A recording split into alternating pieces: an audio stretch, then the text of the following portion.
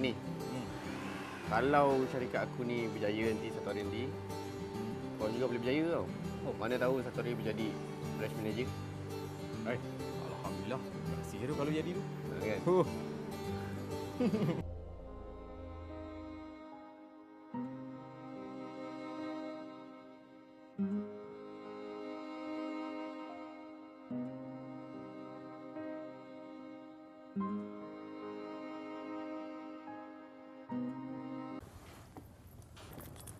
Awal awak balik.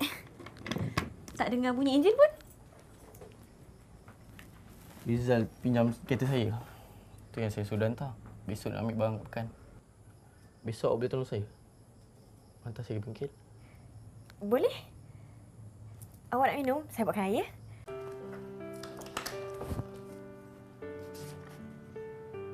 Banyak. Tak sia-sia saya ambil awak bekerja.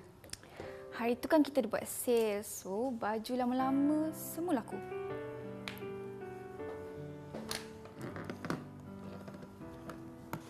Dapat ingat? Kalau tak silap aku lah, tadi masa kat pekan, aku nampak Rita dengan lelaki. Kau rasa kau salah orang kot. Di mana siapa? Dia ada je kat rumah. Confirm Zah. Aku pasti itu Rita. Lagipun dah banyak kali aku jumpa dia dengan lelaki tu kat kedai perabot. Lelaki tu abang sepupu dia. Manager kedai perabot tu. Abang sepupu. Tapi nampak mesra semacam je. Dah. Kau pergi sama buat kerja daripada kau jadi spy macam ni.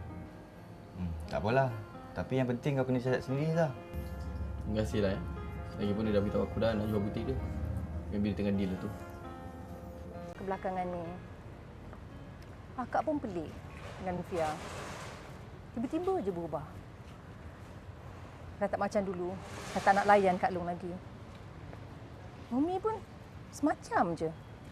Ni patutnya hari ni, akak hantar Umi pergi hospital. Tiba-tiba je naik kereta. Biasa sangat. Ha? Dia cakap pun tak dengar. Dah siap belum kerja sekolah? Tengok tu. Lawan ya. Umi, Along ada benda nak cakap dengan Umi. Biar orang cakap dulu. Kak Long nak pukul Rita.